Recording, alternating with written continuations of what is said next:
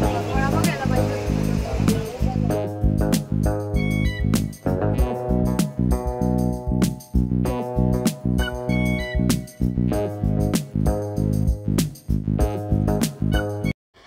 Hello नमस्कार, कसे आहेत सर्वजण? मजेत ना? मजेतच राहा. मी पण अगदी मजेत आहे आणि आजचा ब्लॉगची सुरुवात स्वामींचं नाव घेऊन करत आहे.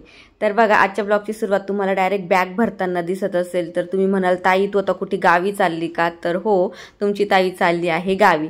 मनापासून माफी मागेल कारण की याची पूर्वकल्पना मी तुम्हाला काही दिलेलीच नव्हती, कारण याची कल्पना मला स्वतःलाच नव्हती की मी गावी वगैरे पण जाणार आहे की काय असं. तर आधी सांगते तुम्हाला की मी कुठे चालली आहे.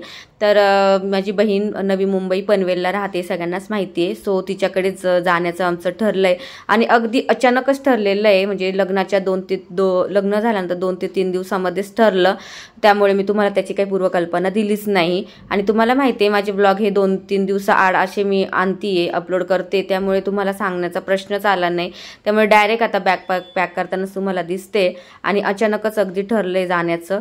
सो आधीचा व्हिडिओ होता तो बॅग वगैरे पॅक करताना, आदल्या दिवशीच बॅग वगैरे सगळ्या पॅक करून घेतल्या आणि दुसऱ्या दिवशी सकाळी पहाटे 5 वाजेपासून व्हिडिओ हा आपला सुरू झालेला आहे शूट घेण्यासाठी. तर बघा, आता सकाळी आहे ना 5 वाजताच मी सगळ्यात आधी मी उठले. त्यानंतर स्वयंपाकाची इथे तयारी करायला घेते, कारण की दीपकचा डब्बा तयार करते, टिफिन तयार करून ठेवते त्यांच्यासाठी. कारण इथून पुढचे 4-5 दिवस मी नसणार ना, मग त्यांना त्यांच्या स्वतःच्याच हाताने करायचा आहे. सो बेसिक स्वयंपाक त्यांना जमतो. पोळ्या सोडल्या तर दीपकला सगळं काही जमतं, त्यामुळे मला जास्त त्यांच्या खाण्यापिण्याचं इतकं टेन्शन येत नाही. पण त्यातल्या त्यात म्हटलं चला आता 4-5 दिवस नाही आहे मी, तर आजचा टिफिन तर दिला गेलाच पाहिजे. त्यामुळे पहाटे 5 वाजताच उठलेली आहे. हालाकी ट्रेन 6:30ची आहे, पण मग हे सगळं आवरता खूप उशीर होऊन जाईल ना, त्यामुळे मग लवकर उठलेली आहे पहाटे 5लाच. आणि मग इथे आता रस्स्याची बटाट्याची भाजी करून घेणार आहे आणि उकडलेले जे बटाटे आहे थोडेसे ठेवलेले, त्याच्या बटाट्याच्या पोळ्या करून घेणार आहे ट्रेनमध्ये खाण्यासाठी. कारण की आयन आणि वेदांत यांना आम्ही जास्त बाहेरचं स्टेशनवरचं जरी म्हणाल ना तर देणं मी प्रेफर करत नाही आणि अक्षूला पण द्यायचं नाही आहे. सो त्यामुळे मग आता त्या तिघांसाठी बटाट्याच्या पोळ्या करून घेणार आहे आणि इथं तिथे बटाट्याची रस्स्याची भाजी पण रेडी झालेली आहे. तर ऑलमोस्ट आता दीपकचा डब्बा पूर्णपणे तयार झालेला आहे. असो, चला तर मेन सांगायचं असं की मी खूप आनंदात आहे पनवेलला जाते तर, कारण की दीपकने स्वतःहून मला ह्यावेळेस परमिशन दिलेली कुठे जाण्याची. कारण दीपक मला कधीच कुठे जास्त जाऊ देत नाही. त्याचं कारण पण आहे, कारण त्यांना एकट्यांना घर खायला उठतं. वेदांत नसतो, मी नसते, आमची बडबड नसते, त्यामुळे त्यांना ना करमतच नाही. त्यामुळे ते जास्त मला असे माझ्या माहेरी सुद्धा मला जाऊ देत नाही जास्त. माहेर इतकं जवळ आहे माझं, पण तरी मी जास्त दिवस मुक्कामी तिथे नसतेच.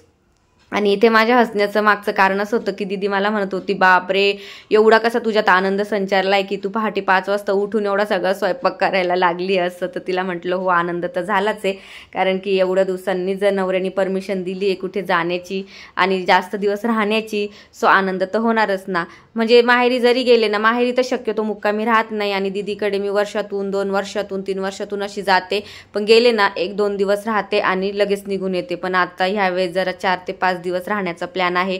सो इथून पुढचे सगळे ब्लॉग आपले पनवेलच्या रिलेटेड येतील. दीदीच्या घरी गेल्यानंतरची धमाल मस्ती, दीदीकडे काय काय केलं ते सगळं काही दाखवण्याचा मी प्रयत्न करणार आहे.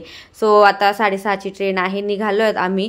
आणि हो, अक्षूसुद्धा आमच्यासोबत आहे, येणार आहे. कारण की भाऊचं आणि अक्षूचं म्हणजे दादा वहिनीचं लग्न झाल्यापासून ते सुद्धा कधी दीदीकडे गेलेलेच नाही आहे. अक्षूसुद्धा पहिल्यांदाच दीदीकडे जाणार आहे. सो योगायोग आलाच होता, तर म्हटलं चल तू पण येऊया आपण मस्त असं फिरून. त्यामुळे आता मस्त आता स्टेशनवर पोहोचलेलो आहोत आणि इथून पुढचे सगळे ब्लॉग आपले पनवेलच्या रिलेटेडच होणार आहे. शक्य होईल तेवढं एंटरटेन करण्याचा प्रयत्न करेल. माझे तिकडचं डेली रुटीन तुमच्यासोबत शेअर करण्याचा प्रयत्न करेल. तर ब्लॉग हा संपूर्ण बघायचा आहे. नाशिक टू ठाणेचा जो आमचा प्रवास आहे तो तुमच्यासोबत सगळा शेअर केलेला आहे. आय होप व्हिडिओ हा पूर्णपणे तुम्ही बघा.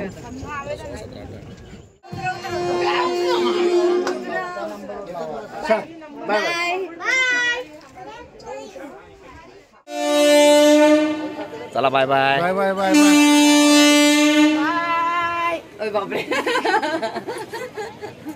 इकडून बसतो का तू?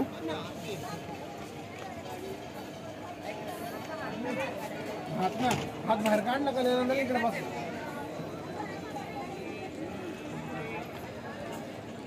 चला बाय बाय.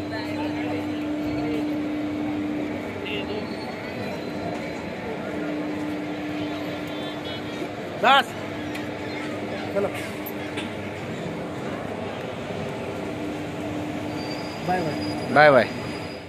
तर चला, सकाळी नाशिक रोड स्टेशनवरून 6:30ची ट्रेन आहे. रिझर्वेशन असल्यामुळे जागेचं काही टेन्शन आलेलं नाहीये. फायनली मस्त आता आम्ही गाडीमध्ये बसलेलो आहोत. इथून पुढचा प्रवास एन्जॉय करणार आहोत. अशा पद्धतीने सकाळी सकाळी मस्त वातावरणात आम्ही ट्रेन मधनं निघालेलो आहे.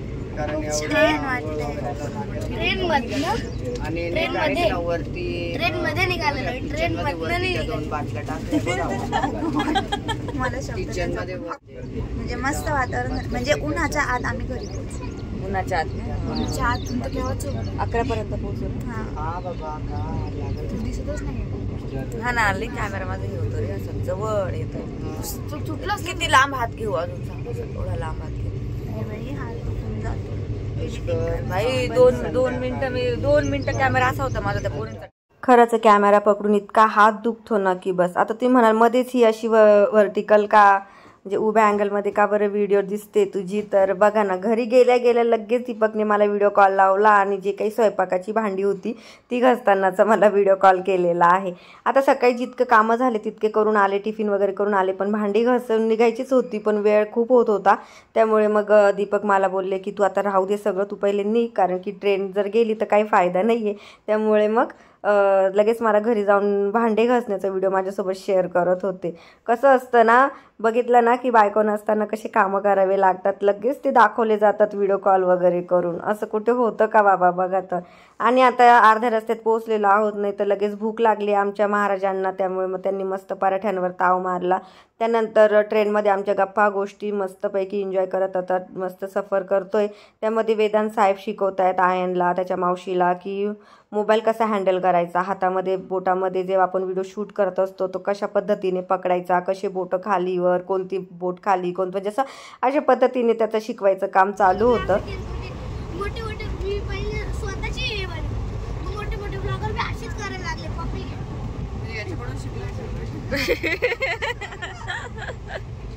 तुझ्याकडून शिकले का सगळे?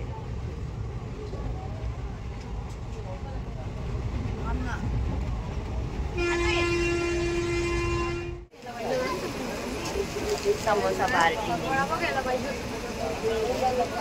आमची मर्जी ना, आम्हाला खायचंय, आम्ही काही पण. तुम्ही खाल्ले ना आता घरचे पराठे, तुम्हाला बाहेरचं नाही, तुला नाही, तुला नाही आणि तुला पण नाही. ओनली फक्त दीदी आणि मीच खाणार आहे. तुम्हाला पनिशमेंट आहे दोघांना, तिघांना पण. दे त्यांना. असं नाहीये, स्टेशनवरचं नाही, बाहेरचं. काय मग दीदी कशी कन्व्हिन्स करते? असं नाही, स्टेशनवरचं नाही द्यायचंय फक्त. झाले भांडण सुरू झाले. काय इथूनच सुरू झाले भांडणं. अजून 4 दिवस जायचे. हो ना, लोक पण चढले नाही, मला तेच कळलं नाही. मनावर नको घेऊ अरे पाऊस, आम्ही खरंच नव्हते बोलले अरे. चाललो तर आहे दीदीच्या घरी, पण पाऊस येतो आहे. आता काय करायचं, फक्त घरात बसायचं.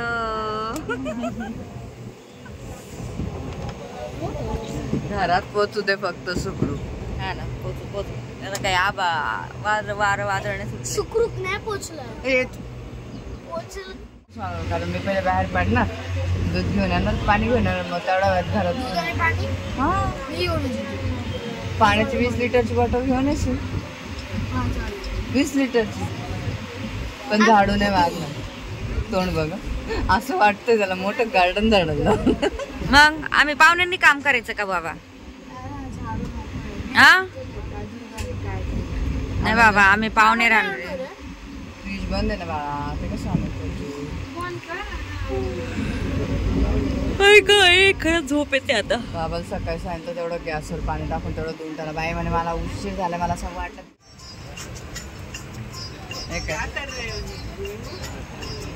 कल्याण बाय बाय, लवकरच आता ठाणे येणार आहे.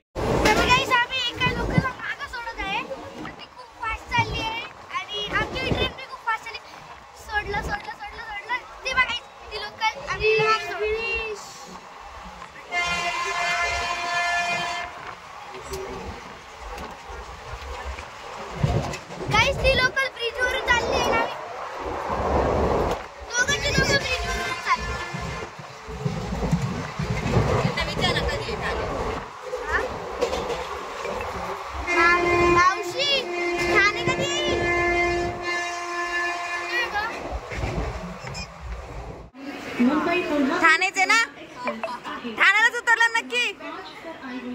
चला वे, कुठून जायचं आता?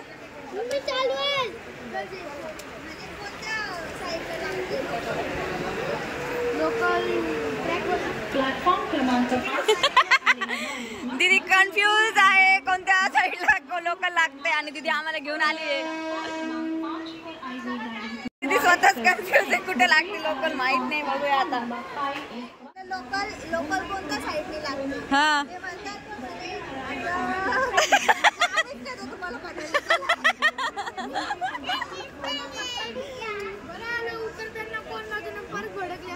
हो ना, तुला काय भडकली असती ना.